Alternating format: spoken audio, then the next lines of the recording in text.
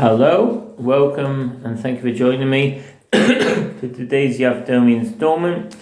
I'm starting the Masechta Tractate of Teruma. So I'm going to read the introduction. Using the Steinsaltz edition. Gemara.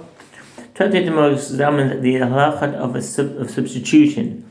The main issues at hand are the prohibition against substituting a non-sacred animal for consecrated animal, and the ways in which sanctity takes effect upon that animal despite the prohibition. All the attendant halachot are based on a mere two verses in the Torah, Leviticus 27:10 and 27:33. Yet the entire tractate is devoted to discussion of these matters, as they include principles with wider ramifications for other halachot. There are two unique aspects of halacha of substitution. First, although the act of substitution is prohibited and the one who performs it is liable to receive lashes, nevertheless, the substitution takes effect, consecrating the intended substitute. The issue of halacha validity of prohibited actions is not unique to this tractate. It applies to many areas of halacha, from monetary matters to halacha of Shabbat, from question of prohibited and permitted items to the status of consecrated objects. Nonetheless, it is here that the topic is analyzed comprehensively with regard to various areas of Torah law, both on a theoretical plane and with regard to practical halacha. See especially 4b to 6b as well as the surrounding passages. The second unique aspect is that through substitution one can consecrate even animals that can not be sanctified on the altar, such as blemished animals or animals of the opposite sex of the prescribed sex, e.g. females for burnt offerings or males for sin offerings. In this context, the questions arise with regard to the scope of substitution and upon which animals it takes effect. What is done with such animals? Are they fit for sacrifice instead of sacrificial animals for which they were substituted, or in addition to them, are they entirely unfit for sacrifice? Is there a difference in this regard between animals that are fit and unfit for the offering in question? What must be done with an animal that is unfit to be used as any type of offering? Likewise, does halacha distinguish in this regard between various categories of offerings?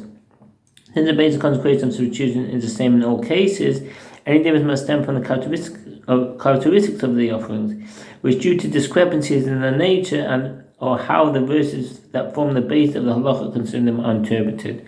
A similar inquiry relating to the transfer of the animal's sanctity to an item not fit for such an offering involves the offering of sacrificial animals. If a female animal was consecrated as an offering and became pregnant, the sages discussed whether the offspring is sanctified as part of its mother's body. Furthermore, if the offspring is a male, it may not be fit for sacrifice as the same type of offering as the mother.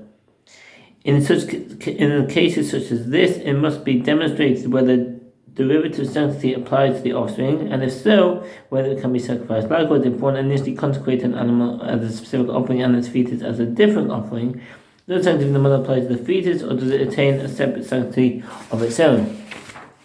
A related issue concerns consecration by valuation. Can the owner of an item sanctified as an offering also consecrate it for temple maintenance? If this latter consecration does take effect, how must he treat this animal in practice? Although these questions do not directly touch upon the matter of substitution, they discuss in this tractate due to their common features of the application of sanctity in an irregular manner and the problem of defining derivative sanctity. There are other unusual characteristics of substitution, some of which are subject to dispute by the Tanaim. These include whether the act of substitution, which differs from standard consecration, can apply even to the fetuses or limbs of sacrificial animals. The tractate discusses at great length the nature of the sanctity that applies to limbs and fetuses. Since substitution is prohibited by Torah law, the tractate addresses the halacha of other offerings that, although unblemished, may not be sacrificed. These include animals unfit for sacrifice because a prohibited act was performed with them, e.g. they were worshipped as idols, were objects of bestiality, or killed a person. Special attention is given to the prohibition against using and offering an animal that was given as payment to a prostitute or as the price of a dog.